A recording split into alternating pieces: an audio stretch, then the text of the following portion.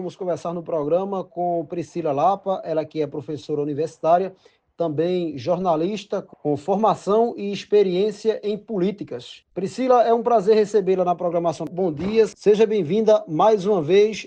Bom dia, Luiz Correia, bom dia a todos os ouvintes da rádio.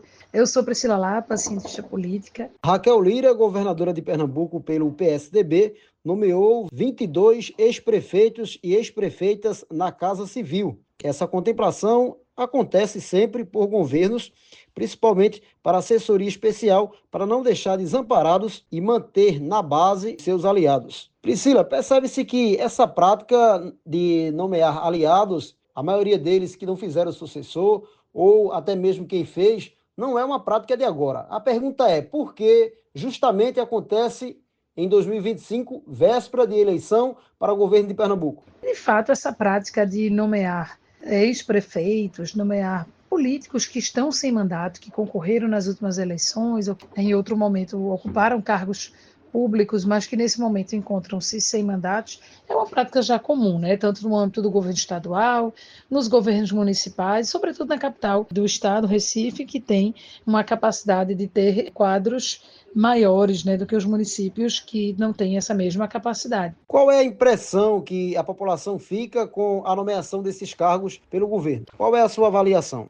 Acontece que nem necessariamente, porque esse fato ele faz parte, digamos assim, da cultura política do nosso país, faz parte da cultura política do nosso estado, não significa necessariamente que é algo bem-vindo ou que deve ser aplaudido, digamos assim, pelo cidadão, pelo eleitor comum. Os ouvintes, de um modo especial, que tem o gosto, que vivencia mais a política, qual é a opinião dessas pessoas nesse momento? Como é que eles veem ou absorvem essas informações? As pessoas sempre ficam com a impressão de que a ocupação desses cargos se dá muito mais por proximidade política, por questões eleitorais, do que propriamente que essas pessoas possam contribuir com o governo, com as políticas públicas para a melhoria da vida do cidadão. É importante dizer isso. Não existe governo não político. As pessoas criaram um pouco essa ideia de que é possível ter governos não políticos apenas com viés técnico, mas isso não é possível. Todo governo, ele, dentro de um processo democrático, ele é fruto de uma eleição. Toda eleição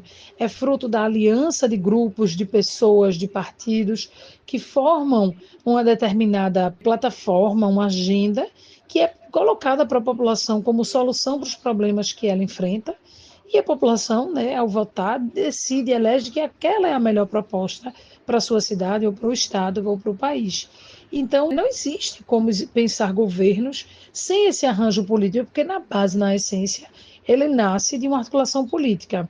Então, acomodar essas pessoas como aliados, pessoas que em determinados momentos elas trazem votos, trazem recursos para as campanhas, não é exatamente algo necessariamente ruim. Quais são as principais perguntas da população nesse momento? É que são cargos públicos que estão sendo ocupados politicamente, a partir de critérios políticos e muitas vezes sem o critério técnico que dê respaldo. Claro que uma pessoa que passou por uma gestão ou por um mandato legislativo, ela tem uma experiência, ela pode somar num governo de diversas formas, com a pauta técnica, digamos assim, conhecendo tecnicamente um determinado campo, como educação, saúde, que são áreas que requerem um conhecimento técnico, uma especialidade muito grande, ou podem ser pessoas que, por terem vivenciado negociações, por terem vivenciado tudo isso, elas têm essa capacidade também de ajudar o governo a imprimir um ritmo, a saber quando, por exemplo, uma obra está num gargalo, como é que você faz para que aquela obra seja cumprida dentro de um cronograma que já foi apresentado à população. Então, a experiência, ela pode ajudar um governo. A população entende que realmente o governo precisa desse quantitativo de pessoas, que isso não é mais uma necessidade política de atender os interesses políticos, ou absolve, você também entende que realmente vai contribuir para a população com essas nomeações? E, claro, a composição de tudo isso, ela fica muito clara, muito nítida, que passa por esse critério político acima do critério técnico ou de entrega ou de resultado para a população.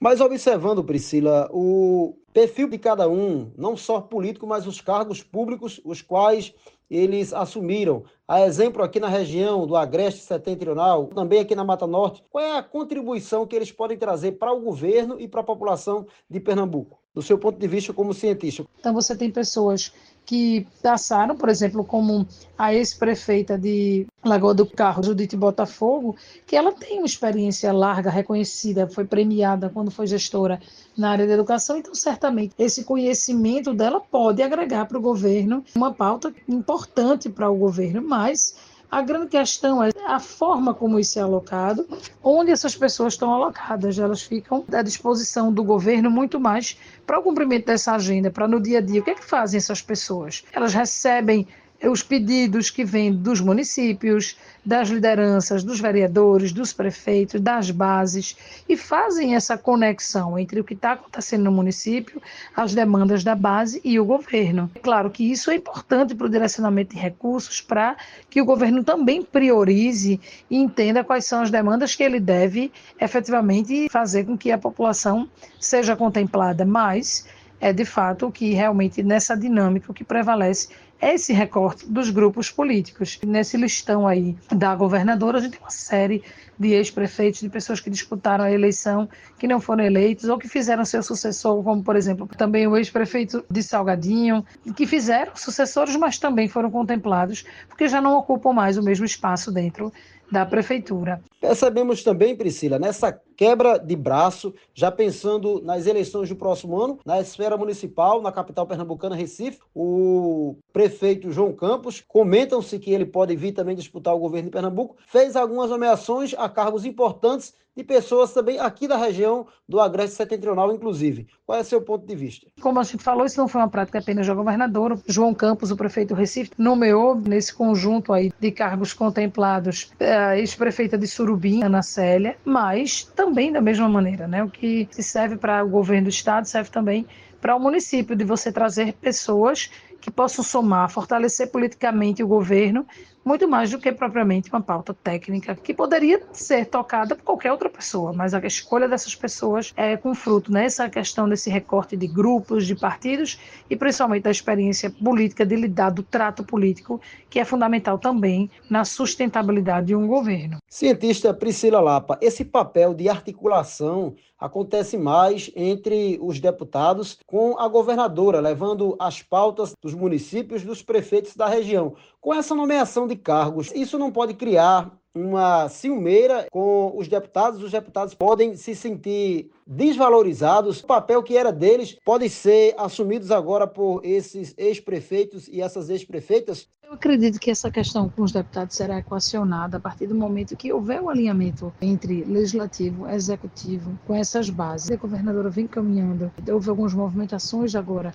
nesse início de ano para que alguns partidos, algumas lideranças pudessem passar a compor o bloco governista, muita conversa, inclusive com pessoas de grupos políticos dos quais a governadora parecia mais distante nos primeiros momentos do seu governo. Então, eu acho que os deputados eles acabam também tendo uma relação próxima com essas lideranças, né, pelo histórico, pelo que elas representam localmente, faz tudo parte de uma engrenagem. Inclusive, isso pode aproximar esse relacionamento entre esses deputados, essas bases com o governo. Então, a presença de políticos dentro do governo que possam acolher de uma maneira mais próxima as demandas do cidadão, do eleitor, pode até ser utilizando a influência dos deputados, pode ser algo positivo, a depender de como essa movimentação caminhe, né, no sentido de fato atender essas necessidades e os deputados poderem também ser ouvidos nessas reivindicações. A reportagem é de Luiz Corrêa.